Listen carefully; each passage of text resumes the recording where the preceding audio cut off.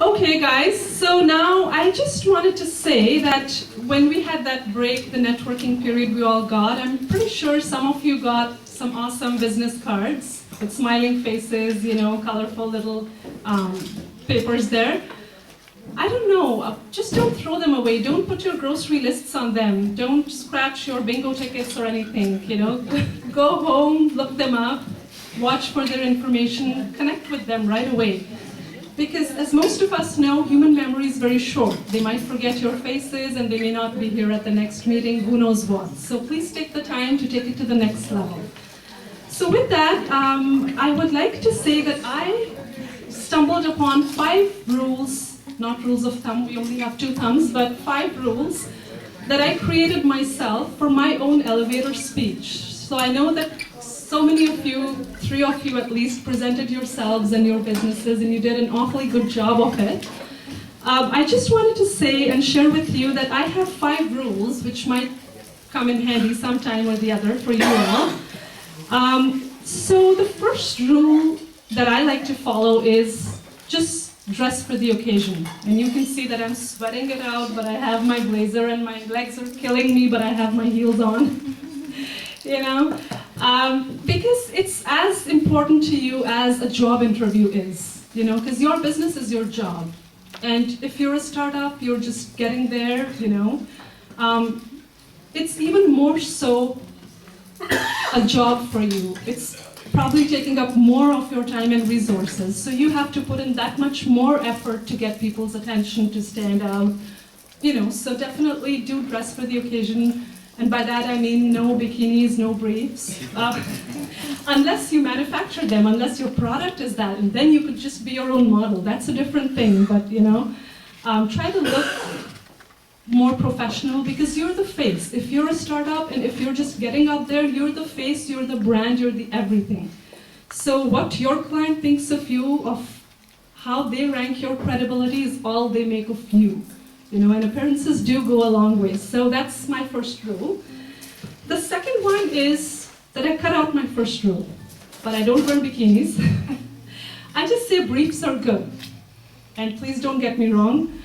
By that I mean stay brief in your presentations. Cut it short,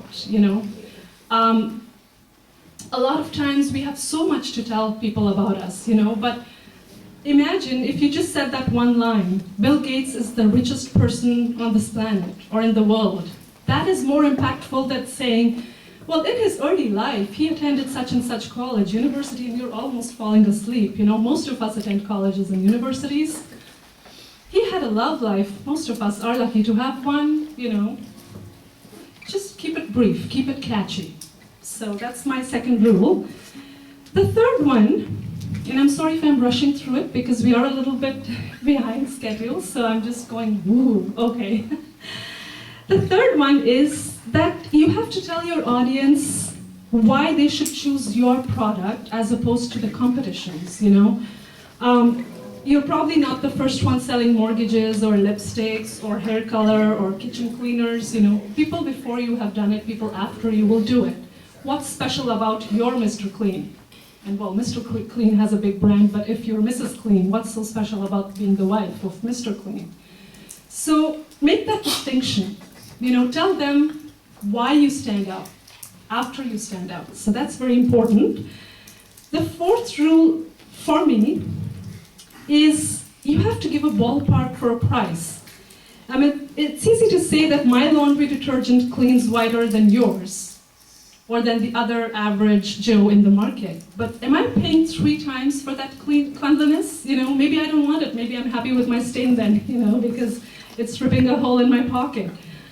So be clear about your price point. For only so many dollars, you can get even better service. So that's a good thing to do.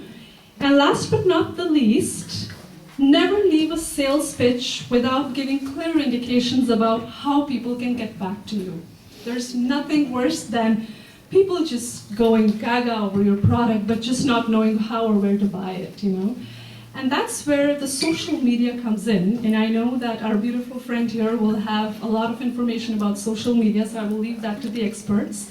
But I know that as an example, for me and my book, Pavitra in Paris, social media came in very handy. I put out one free story, now I have over 60,000 followers. It's not been a year yet. We've not celebrated the first anniversary, People follow you. They like to see what you're doing, And if you have good work, the word gets around.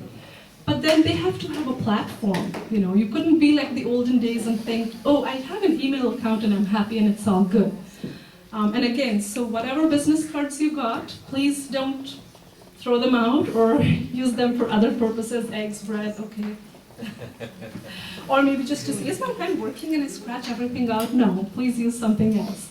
So with that, guys, I will let you introduce our very honorable guest of tonight, who has been waiting there patiently, our Brampton councillor, Mr. John Hutton. Let's put our hands together for him.